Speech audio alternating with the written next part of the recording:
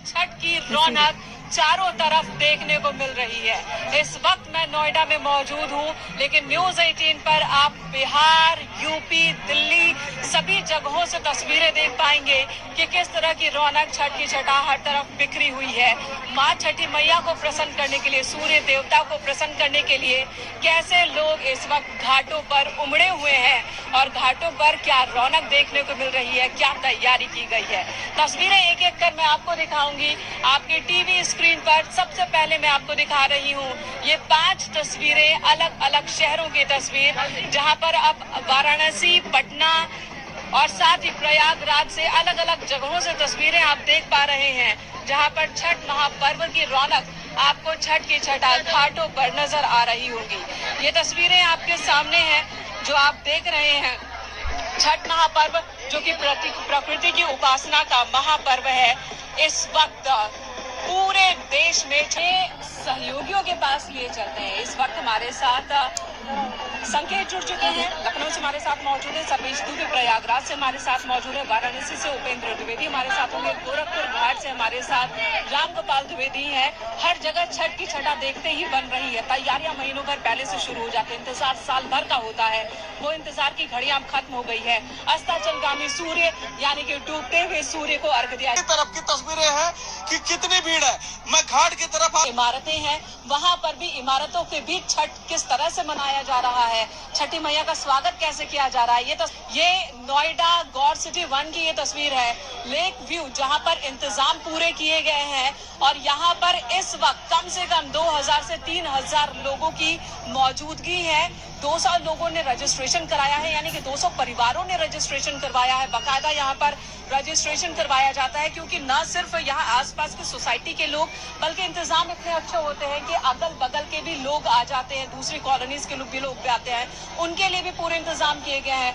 दूर दूर से छठ महापर्व की छठा देखने के लिए भी आते हैं यहाँ पर श्रद्धालु, उनके लिए भी इंतजाम किए गए हैं। तो अब आप इस वक्त जो लोगों को देख पा रहे हैं जो झील में उतरे हुए हैं, दरअसल ये इंतजार में है, सूर्य की तरफ इन्होंने अपना मुख किया हुआ है, सूर्य की पूजा कर रहे हैं, उपासना कर रहे हैं, अगरबत्ती धूप दिए दिखाए जा रहे हैं और अर्घ की शुरुआत भी हो गई है। जो समय बताया जा रहा है शाम 5:34 का है यहाँ पर सूर्यास्त होने का वक्त, लेकिन अभी से ही अर्घ की शुरुआत हो चुकी है। कई ऐसे परिवार हैं जो अर्घ दे रहे हैं और उसके बाद ये यहाँ पर मौजूद रहेंगे जब तक कि पूरी तरह से सूर्यास्त हो नहीं जाता। सूर्य को इसी तरह से उपासना आराधना करते रहेंगे। सूर्य जिन्हें कहा जाता है कि वो छठी मैया के भाई हैं और उनकी उपासना हो रही है इस वक्त, और ये उपासना दरअसल प्रकृति को धन्यवाद देने की एक प्रक्रिया है। छठ महापर्व पूरी तरह से प्रकृति को समर्पित ये महापर्व है, जहाँ पर किसी पुरोहित की जरूरत नहीं होती है, किसी पंडित की जरूरत नहीं होती है। यहाँ पर जो व्रत करते हैं उनका परिवार और उनका समाज, आसपास के लोग, वो खुद में पुरोहित होते हैं, क्योंकि ये सिर्फ और सिर्फ अपनी भावना दर्शाने का महापर्व है, प्रकृति के प्रति अपनी कृतज्ञता दर्शाने का महापर्व है। प्रकृति ने हमें जो दिया है वो सबसे पहले प्रकृति को ही अर्पण करने का महापर्व है। तो ये नोएडा की तस्वीरें हमने आपको दिखाई और अब सीधे आपको हिमांशु का रुख किए लेते हैं।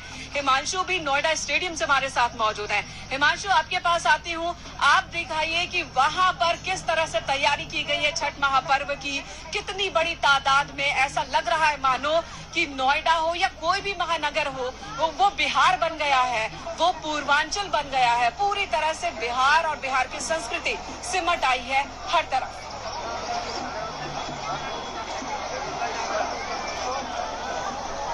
और अब लोग नदी में उतर चुके होंगे, वो सूर्य को अर्घ दे रहे होंगे।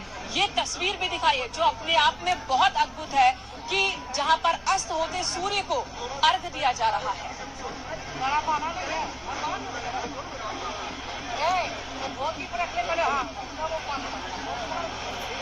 भव्यता है वो और ज्यादा वहां पर देखने को मिल रही है। तस्वीरें दिखाएं हमारे दर्शकों को जरा।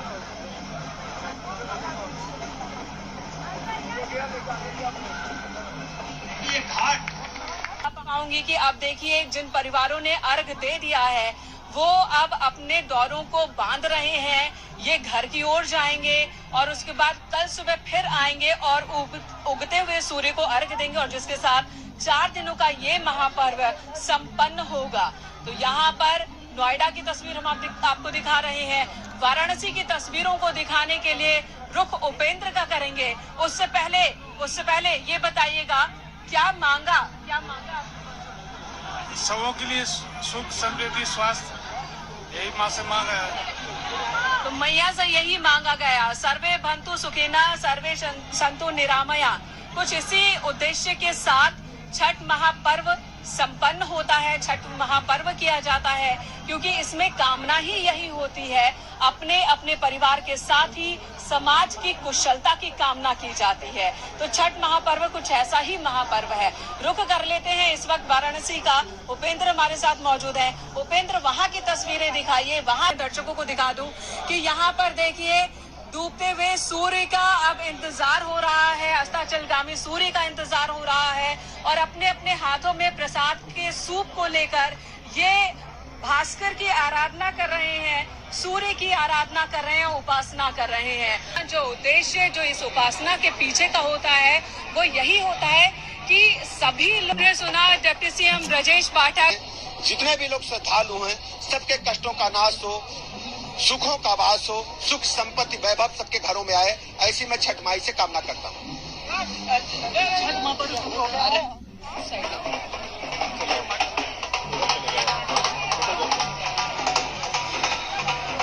तो आपने सुना डिप्टी सीएम ब्रजेश पाठक सभी को शुभकामना देते हुए, छठ की बधाई देते हुए, और यहाँ की एक तस्वीर भी हम आपको दिखा देते हैं। कितने खूबसूरत तरीके से यहाँ पर घाट को तैयार किया गया है, सजाया गया है। ये तस्वीरें भी आपको दिखा देते हैं। छठ महापर्व पर ऐसी मान्यता है कि घाट के किनारे यानी कि नदियों के किनारे दरअसल ये वायु की आराधना है, भगवान भास्कर की आराधना है, जल की आराधना है, यानी कि प्रकृति से हमें जो पंच तत्व मिले हैं, प्रकृति से हमें जो कुछ भी मिला है वो सब हम अर्पित करते हैं देवताओं को।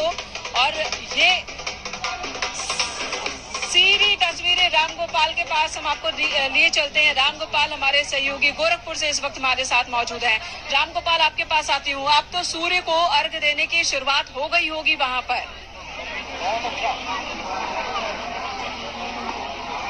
बिल्कुल, सूर्य देवता को अर्घ देने की शुरुआत का अब यहाँ पे अंतिम चरण चल रहा है, और अब जो व्रती महिलाएं हैं वो यहाँ पे तो करीब 1.5 किलोमीटर 2 किलोमीटर से ये जो महिलाएं हैं ये यहाँ पे पहुँच रहे हैं। और देखिए छठ महापर्व की महिमा ऐसी है कि यहाँ पर कोई अमीर नहीं, कोई गरीब नहीं, कोई राजा नहीं, कोई रंग नहीं, सभी एक साथ एक घाट पर नजर आते हैं और इसी तरह से छठी मैया की, भगवान भास्कर की आराधना करते हैं। तैयारियां तो समाज मिलकर कर लेता है। ऐसा कहा जाता है कि छठ महापर्व पर तैयारी व्रतधारी को जितनी करनी होती है उससे ज्यादा तैयारी तो समाज के लोग करते हैं। घाटों का निर्माण हो या फिर घाटों पर दूध की व्यवस्था करनी हो, छठ महापर्व अधूरा है। गीत कौन सा सुनाएंगे आप? पटना जिला के है। पटना जिला के तो मगही में गाय। हाँ, सुनाई जरा छठी मैया के कैसे प्रसन्न करत आनी? छठी मैया के प्रसन्न करे खातिर कौन सा गीत सुना?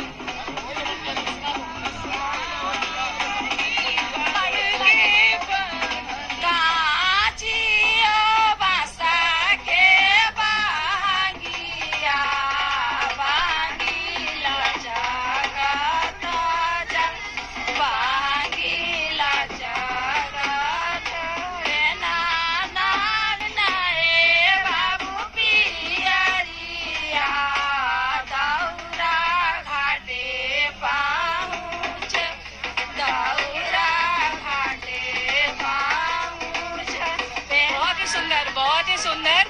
और बांसे के बहंगिया, इसका मतलब ये होता है कि जो कच्चे बांस की टोकरी और बहंगी का इस्तेमाल पर्व के दौरान होता है। कच्चा बांस इसलिए क्योंकि बांस की कटाई अभी शुरू होती है, तो सबसे पहले बांस की कटाई होने के बाद भगवान को, ईश्वर को पहले बांस अर्पित किया जाए, उनके इस्तेमाल में लाया जाए और उसके बाद उपयोग मनुष्य करे। ये है इसका मतलब और ये है इसका अर्थ। लखनऊ का रुख कर लेते हैं। निकिता हमारे साथ मौजूद है। निकिता, बताएं वहाँ की तस्वीरें दिखाएं, किस तरह से जाहिर सी बात यानी कि पिछले साल ही उन्होंने शुरुआत की है। और जैसा कि माना जाता है कि एक बार अगर आपने छठ पर्व उठा लिया, यानी कि एक बार आपने व्रत रखना शुरू किया, तो फिर आपको बीच में ब्रेक नहीं करना होता है, हर साल व्रत करना होता है। आपका नाम क्या है? पल्लवी। ये दूसरी बार आपने व्रत किया है, कहाँ से आप? मैं वाराणसी। तो आप यहीं पर व्रत करती हैं या पहली बार यहाँ कर रही हैं? तैयारी कैसी है? बहुत अच्छी है। थोड़ा सा अव्यवस्थित है, भीड़ ज्यादा है। बहुत ही कठिन व्रत होता है, दिक्कत नहीं हुई? जी, पहली बार मैं अपने मायके में की थी, गया बिहार। आपने जब उठाया था? हाँ जी। जी, परिवार के सारे लोग जुटे हैं? जी, मेरे मम्मी हैं, पापा हैं, मेरे पति हैं, मेरी सासू माँ है, मेरे भैया हैं। तो देखिए, छठ है, छठ महापर्व करने वाले लोगों का अपने पूरे परिवार के प्रति। और रुक कर लेते हैं इस वक्त हमारे सहयोगी, इस वक्त हमारे साथ बरखा मौजूद है, फरहा मौजूद है। फरहा का रुक कर लेते हैं। फरहा, आपके पास आती हूँ।